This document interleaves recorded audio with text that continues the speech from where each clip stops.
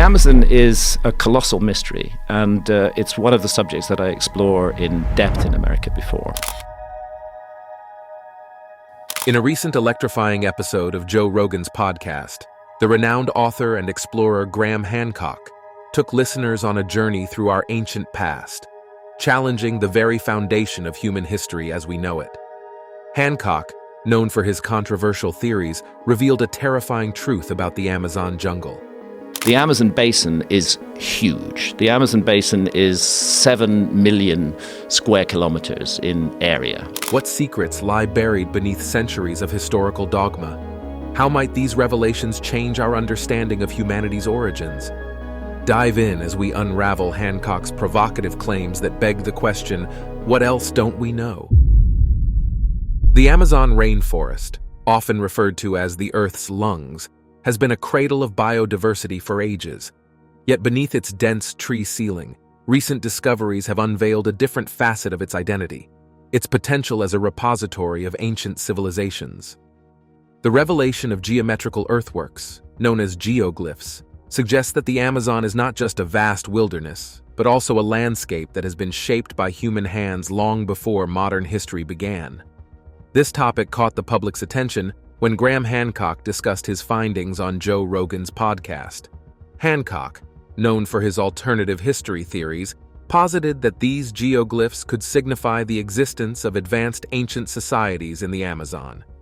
The archaeological community, while skeptical of some of Hancock's broader claims, agrees that the geoglyphs are an exciting discovery, prompting a re-evaluation of the pre-Columbian history of the Amazon.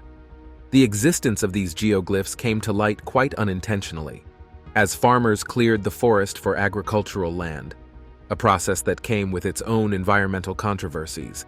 The cleared patches revealed the presence of these large geometric patterns carved into the earth.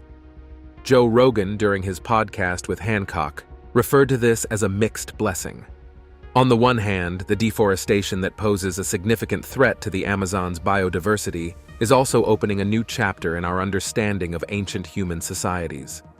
The precise location of these geoglyphs varies, with many being discovered in the Brazilian state of Acre, although they likely extend far beyond into other parts of the vast Amazon basin. Each geoglyph varies in shape and size, some stretching over a few hundred feet. Their designs range from square and circular to more complex patterns. Archaeologists have determined that these earthworks are not natural formations, and their construction would have required significant labor, suggesting a complex organization among the ancient inhabitants of the region.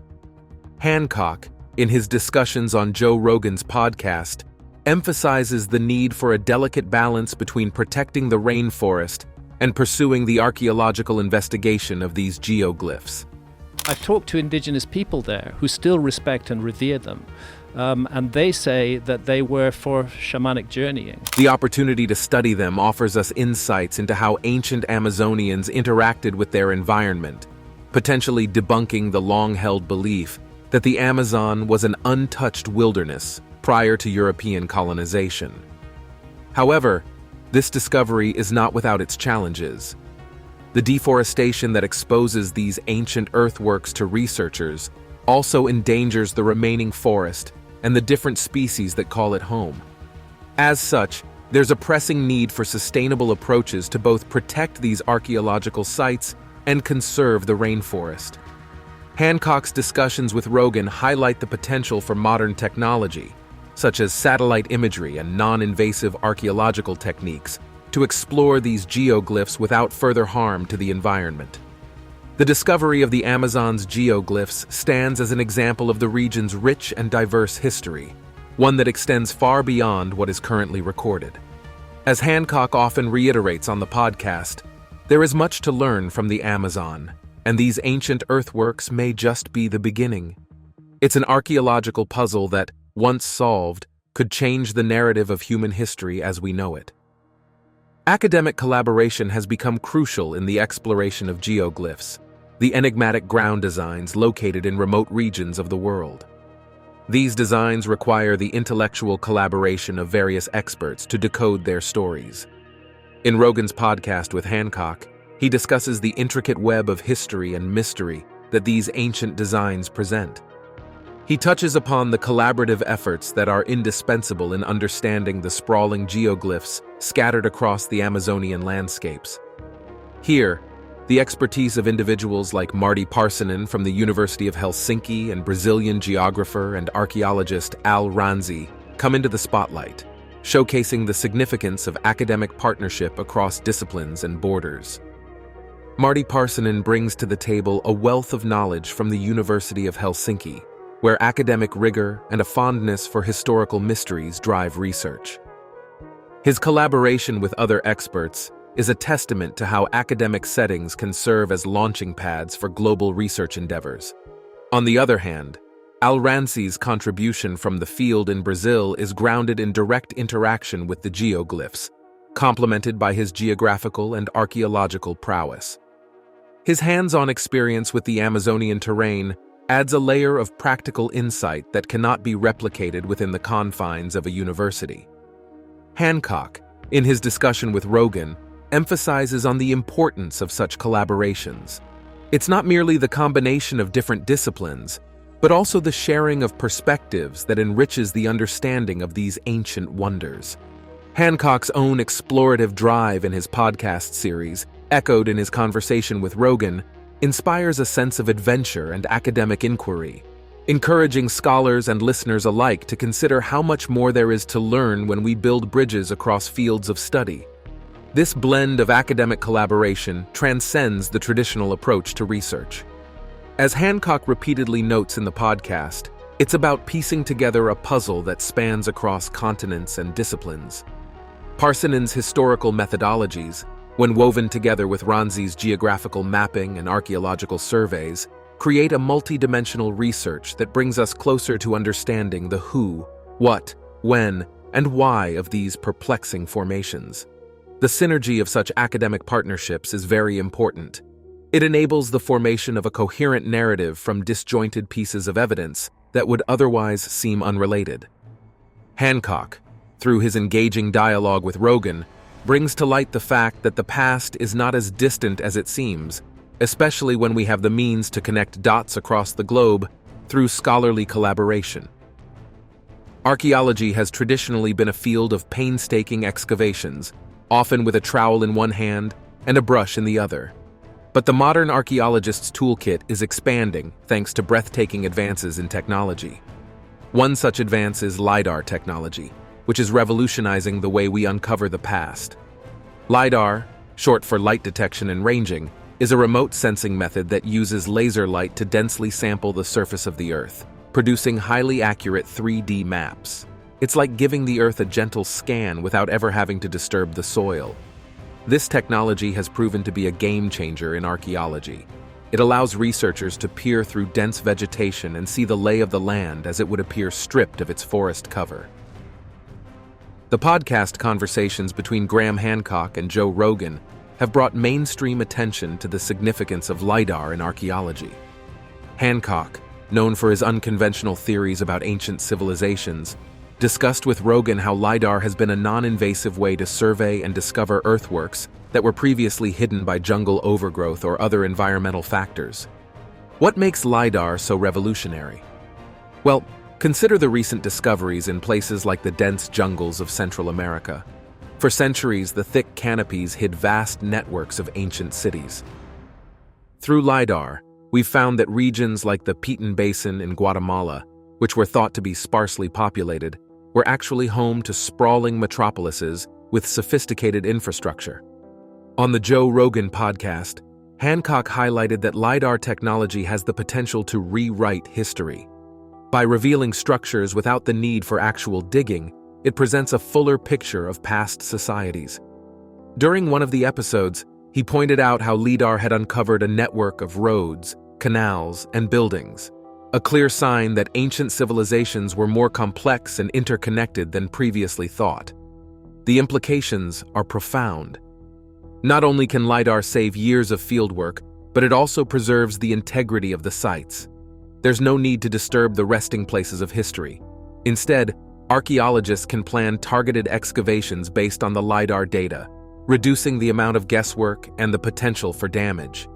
Moreover, the technology is incredibly versatile. It's not just for revealing hidden cities. It can be used to model erosion patterns, understand past land use, and even locate unmarked gravesites. As Hancock mused on Rogan's show, we're just scratching the surface of what's possible with LiDAR. While there's no replacing the value of traditional excavation, LiDAR complements it beautifully, offering a bird's-eye view that ground-level work can't provide. In the discussions between Hancock and Rogan, it was clear that both were excited about the potential of LiDAR in unlocking our past and enriching our future understanding of ancient civilizations. As technology continues to advance, who knows what other secrets we'll uncover from the comfort of a computer screen without ever lifting a shovel. The enigmatic geoglyphs etched into the Earth's surface, like those at Nazca, have captivated our imaginations and spurred multiple theories regarding their origins and purposes. While mainstream academia often leans towards more realistic explanations like astronomical markers or ceremonial paths, the indigenous perspective, rich with shamanic practices, invites us to consider these ancient artworks from a more mystical viewpoint. Graham Hancock brought this indigenous lens to the front in a fascinating discussion on the podcast. Hancock has long proposed the idea that we must look beyond the physical and delve into the spiritual or consciousness-based interpretations to fully grasp the essence of ancient sites and practices. Central to this indigenous viewpoint is the experience of altered states of consciousness, a journey that shamans embark upon through various means. One of the most potent and well-known of these means is the consumption of ayahuasca, a psychoactive brew that has been used for centuries in South American spiritual traditions. It is no coincidence that many who partake in ayahuasca ceremonies report vivid, often geometric visions, strikingly similar to the patterns carved into the landscape by ancient cultures.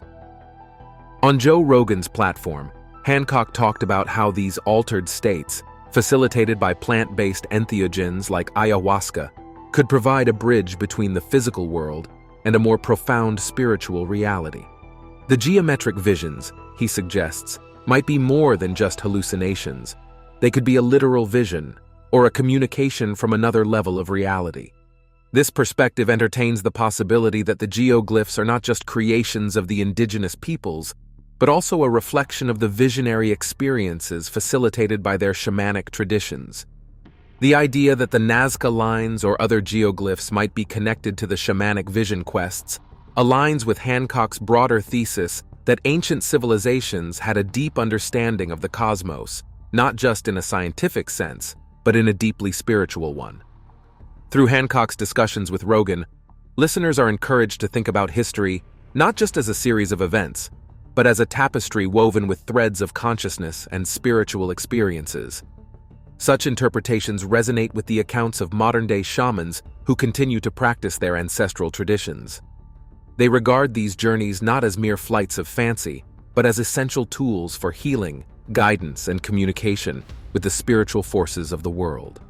The patterns of the geoglyphs, then, could be seen as codified wisdom, a message or map encoded not just for their own time, but for future generations to ponder and interpret. While this perspective is indeed compelling, it is also met with skepticism by many scholars. Nevertheless, the value of considering indigenous wisdom and practices in understanding our past is immeasurable. The narratives shared by Hancock on Rogan's podcast remind us that our current understanding of history is far from complete, and that there may be realms of knowledge that we have yet to fully appreciate or even discover. The interplay of cultural and historical context with the indigenous perspective also offers a rich, multidimensional approach to our past. As we learn to integrate these viewpoints, we may find that the ancient paths, whether etched in the earth or traversed in the mind, have much to teach us about the breadth and depth of human experience. Hancock, known for his alternative theories of history, suggests that the traditional narrative of human development might not account for everything we see in ancient sites. One prevailing discussion centers on whether these geoglyphs served as foundations for long-gone structures, or if they were integral to shamanic rituals, as Hancock speculated in his conversations with Rogan. This speculation opens a window into the possible spiritual life of ancient societies, hinting at a profound relationship with the earth and the cosmos. The geometrical precision and the astronomical alignment of many geoglyphs are equally remarkable. For instance, the Nazca lines in Peru, a series of intricate designs ranging from animals to shapes, align with celestial bodies and seasonal events. Hancock often cites such alignments as evidence of an advanced understanding of astronomy, far surpassing what we might expect from societies deemed primitive by modern standards. In the discussions on Rogan's podcast, Hancock raises questions about the societal organization necessary to create these geoglyphs. The level of coordination to design and execute these monumental works implies a well-organized community with clear leadership and skilled artisans. This contradicts the common portrayal of ancient cultures as disorganized or simple. Moreover, the significance of geometry in these designs cannot be overlooked. As Hancock pointed out, the use of geometric shapes across vast distances signifies not just an aesthetic choice, but a complex, symbolic language that we have yet to fully decipher.